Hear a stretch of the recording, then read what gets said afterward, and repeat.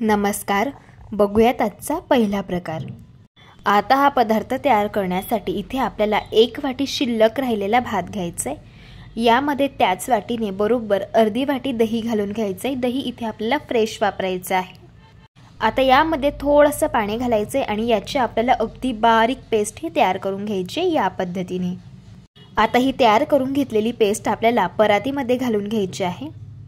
आता ज्या वाटीने आपण भात मोजून घेतला होता त्याच वाटीने बरोबर इथे मी 1 वाटी तांदळाचं पीठ घेतलेलं आहे। यातील अर्ध पीठ आपल्याला यात घालून घ्यायचे आणि बाकीचं पीठ हे शिल्लक ठेवायचे। जर गरज पडली तर आपण यामध्ये आणखी पीठ हे घालूया।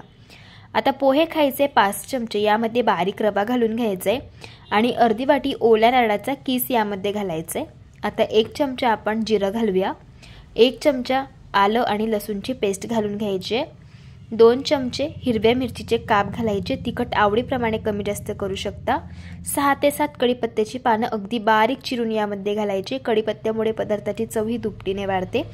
आणि बारीक चिरलेली कोथिंबीर घालून घ्यायची। आता चवीप्रमाणे मीठ घालूयात आणि अजिबात थोडंही पाण्याचा वापर न करता याला आपल्याला चांगलं मळून घ्यायचं आहे।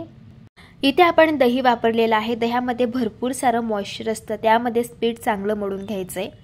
मला असं वाटतंय आणखी यामध्ये तांदळाचं पीठ बसेल तर जे उरलेलं पीठ होतं तांदळाचं ते देखील मी यामध्ये घालून घेतलेलं आहे आणि याचा आपल्याला छान असा आता मौसूद गोळा हा तयार करून घ्यायचा आहे। इथे आपला हा गोळा तयार झालेला आहे। याला झाकून आपल्याला 10 मिनिटांसाठी मुरण्यासाठी ठेवायचे।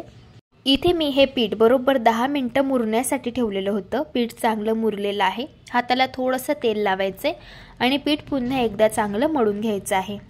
इथे आपण शिल्लक राहिलेल्या भातापासून मेदू वडे तयार करत आहोत। तर ज्या साईजचा वडा बनवायचा असेल तेवढं मिश्रण हातामध्ये घ्यायचं। सुरुवातीला याला छान गोलाकार शेप देऊन घ्यायचा आणि टिक्कीसारखं याला प्रेस करून घ्यायचे। बोटाला तेल लावायचे आणि याला या पद्धतीने होल आपल्याला तयार करून घ्यायचे।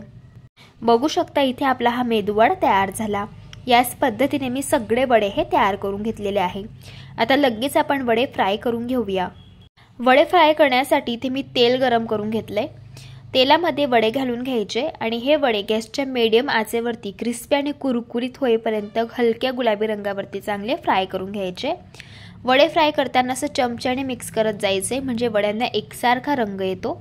वडे एका साईडने चांगले फ्राय झाल्यावरती वडे पलटून घ्यायचे आणि दोघी साईडने चांगली क्रिस्पी कुरकुरीत होईपर्यंत फ्राय करून घ्यायचे। इथे मी हे वडे फ्राय करून घेतलेले आहे। आता आपण यांना काढून घेऊया। बघू शकता वड्यांना मस्त असा रंग आलेला आहे आणि मस्त असे क्रिस्पी कुरकुरीत असे हे वडे तयार झालेले आहे। असे हे शिल्लक राहिलेल्या भातापासून तुम्ही मेदू वडे तयार करून बघा। चवीला अप्रतिम लागतात आणि सगळ्यात महत्त्वाचं यामध्ये आपण भात घातलेला आहे त्यामुळे हे वडे जास्त क्रिस्पी आणि कुरकुरीत लागतात। लहान मुलांना तर फार आवडतील इतके चविष्ट लागतात। नक्कीच एकदा ट्राय करून बघा। प्रकार क्रमांक 2।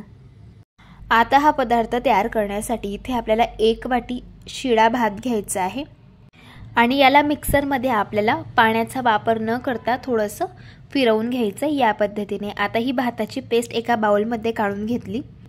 आता इथे मी एक मोठ्या आकाराचा कच्चा बटाटा घेतला। बटाट्याची साल काढून घेतली आहे आणि हा बटाटा किसून घेतलेला आहे।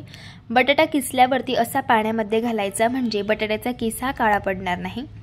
बटाट्याच्या केसमधील जे पाणी आहे ते पूर्णपणे हाताने पिळून घ्यायचं आहे आणि या भाताच्या पेस्टमध्ये घालून घ्यायचं आहे। आता यामध्ये पोहे खायचे 3 चमचे आपल्याला बेसन पीठ घालून घ्यायचे। 1 चमचा जिरं घालूया। पाव चमचा हळदी पावडर घालायचे।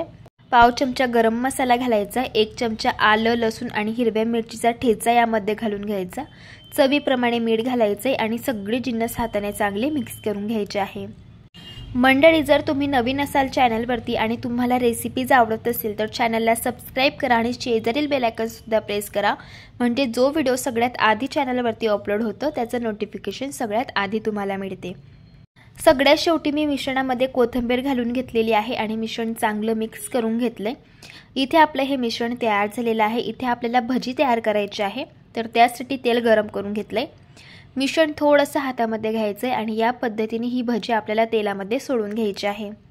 भजीचं मिश्रण तेलामध्ये घालताना मिश्रणाला आकार देत बसायचं नाही। जसं मिश्रण हातामध्ये येईल तसंच मिश्रण आपल्याला तेलामध्ये सोडायचं आहे। त्यामुळेच भजी जास्त क्रिस्पी आणि कुरकुरीत तयार होणार आहे। आता तेलामध्ये जेवढी भजी बसतील एका वेळेस तेवढी घालून घ्यायची आहे आणि ही भजी आपल्याला गॅसच्या मिडियम आचेवरती क्रिस्पी आणि कुरकुरीत होईपर्यंत दोन्ही बाजूंनी मस्त फ्राय करून घ्यायचे आहे।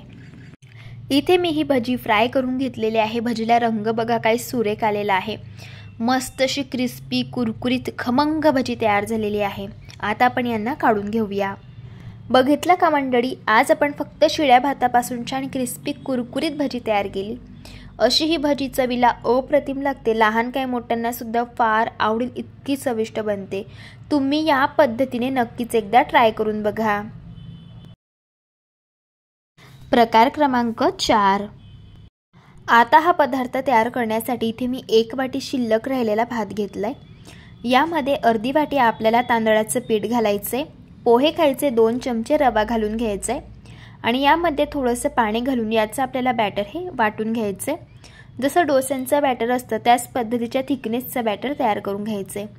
यामध्ये अर्धा चमचा लिंबाचा रस मी घालून घेतलाय। चवीप्रमाणे मीठ घालायचे आणि बॅटर चांगलं एकजीव करून घ्यायचे। इथे आपल्याला या बॅटरपासून क्रिस्पी आणि कुरकुरीत असे शिल्लक राहिलेल्या भातापासून डोसे तयार करायचे आहे। तर त्यासाठी तुम्ही बॅटरची थिकनेस बघून घ्या, या पद्धतीचे आपल्याला ठेवायचे आहे। आता लगेच आपण डोसे बनवायला सुरुवात करूयात। तर त्यासाठी तवा गरम करून घेतलाय। तव्याला तेल लावून घ्यायचे आणि तव्यावरती थोडंसं पाणी यावरती शिंपडून घ्यायचे। पाणी असं तव्यावरती शिंपडून घेतल्यानंतर आपल्याला हा तवा टिश्यू पेपरने किंवा सुती कापडाने पुसून घ्यायचा आहे।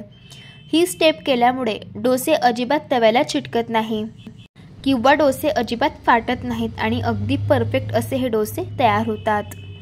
आता तव्यावरती तयार करून घेतलेलं 1.5 पळी आपल्याला डोस्यांचं बॅटर घालून घ्यायचं आहे। गॅसची फ्लेम आपल्याला स्लो ठेवायची आहे आणि हा डोसा छान आपल्याला पसरवून घ्यायचा आहे। आता हा डोसा क्रिस्पी आणि कुरकुरीत होईपर्यंत एकाच साईडने आपल्याला भाजून घ्यायचा आहे। डोसा एका साईडने भाजत आला की याची वरची बाजू अशी कोरडी होते। याला तेल लावून घ्यायचे। तेलाऐवजी तुम्ही ते बटर किंवा तूप सुद्धा वापरू शकता। आता डोसा एका साईडने भाजला गेलेला आहे। डोस्याची वरची बाजू बघू शकता, यावरती तुम्हाला ब्राऊन डॉट्स दिसत असतील, यावरनं समजायचं डोसा एका साईडने भाजला गेलाय। आता या डोस्याच्या ज्या कडा आहेत तर त्या आपल्याला अशा मोकळ्या करून घ्यायच्या आणि डोसा हा फोल्ड करून घ्यायचा आहे। बघू शकता मस्त असा क्रिस्पी कुरकुरीत अगदी मार्केट सारखा इथे आपला हा डोसा तयार झालेला आहे। दिसायला एवढा सुंदर दिसतो त्यापेक्षा चवीला अप्रतिम लागतो। असा हा डोसा तुम्ही शेंगदाण्याच्या चटणीसोबत किंवा बटाट्याच्या भाजीसोबत खाऊ शकता। नक्कीच एकदा ट्राय करून बघा। प्रकार क्रमांक 3। ज्या बॅटरपासून आपण डोसे बनवून घेतले होते तर त्यातील बॅटर हे शिल्लक राहिलेलं आहे। तर त्याच बॅटरपासून आपण पुढचा पदार्थ बनवत आहोत। तर त्यासाठी तवा गरम करून घेतलाय। तव्याला तेल लावून घ्यायचंय आणि हे तयार करून घेतलेलं डोस्यांचंच बॅटर आपल्याला असं तव्यावरती घालून घ्यायचंय आणि याचे छोटे छोटे पॅनकेक तयार करून घ्यायचे। आता यावरती आपल्याला बारीक चिरलेला कांदा, बारीक चिरलेला टोमॅटो आणि बारीक चिरलेली शिमला मिरची घालून घ्यायची आहे। आता हे पॅनकेक आपल्याला दोन्ही बाजूंनी छान भाजून घ्यायचे आहे। असे हे पॅनकेक भाजून घेताना थोडंसं तेल वापरायचे आणि कडेने सोडायचे। तेलाऐवजी तुम्ही तूप वापरू शकता किंवा बटर सुद्धा वापरू शकता। छान दोन्ही बाजूंनी हे पॅनकेक मस्त भाजून घ्यायचे। इथे मी हे पॅनकेक दोन्ही बाजूंनी छान भाजून घेतलेले आहे, बघू शकता। असे हे पॅनकेक चवीला अगदी छान लागतात आणि अगदी झटपट तयार होतात। जर मुलांच्या शाळेला उशीर झाला असेल त्यावेळेस तुम्ही मुलांना टिफिनला सुद्धा हे देऊ शकता। नक्की एकदा ट्राय करून बघा। प्रकार क्रमांक 5। आता हा पदार्थ तयार करण्यासाठी 1 वाटी इथे आपल्याला शिल्लक राहिलेला भात घ्यायचा आहे। याला एका मिक्सरच्या भांड्यामध्ये घालायचे। त्याच वाटीने अर्धी वाटी यामध्ये ताजं दही घालून घ्यायचे आणि अजिबात पाण्याचा वापर न करता याची आपल्याला या पद्धतीची पेस्ट ही तयार करून घ्यायची। तयार केलेली पेस्ट एका बाउलमध्ये काढून घ्यायची। यामध्ये ज्या वाटीने आपण भात मोजून घेतला होता त्याच वाटीने यात आपल्याला 1 वाटी जाड रवा घालून घ्यायचा आहे आणि याला चांगलं सुरुवातीला मिक्स करून घ्यायचे, म्हणजे आपल्याला अंदाज येईल यात किती पाणी घालायचे। आता थोडं थोडं पाणी घालायचे आणि याचं आपल्याला बॅटर हे तयार करून घ्यायचं आहे। इथे मी हे बॅटर तयार करून घेतलेलं आहे। बॅटरची थिकनेस बघून घ्या, या पद्धतीचे आपल्याला ठेवायचे। यापेक्षा जास्त सैल हे बॅटर ठेवू नका।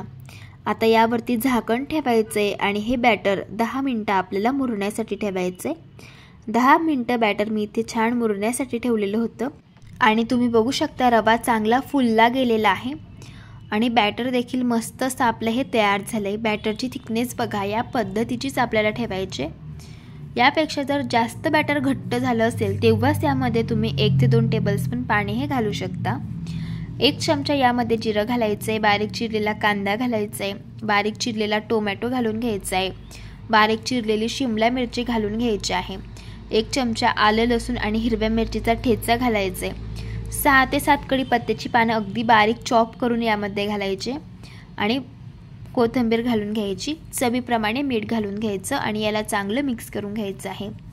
यामध्ये तुम्ही आवडीप्रमाणे तुम्हाला ज्या भाज्या आवडत असेल त्या सुद्धा घालू शकता। छान याला मिक्स करून घेतल्यानंतर यामध्ये 1 छोटा चमचा आपल्याला इनो घालून घ्यायचा आहे।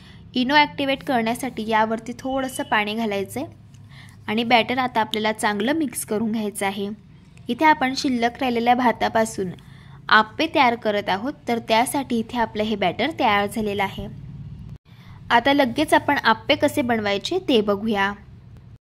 आप्पे तयार करण्यासाठी इथे मी आप्पे पात्र गरम करून घेतले। यामध्ये आपल्याला तेल घालून घ्यायचे, तेलाऐवजी तुम्ही ते तूप सुद्धा वापरू शकता। आता तयार करून घेतलेलं हे आप्यांचं बॅटर 1 चमचा आपल्याला या मोल्डमध्ये घालून घ्यायचंय।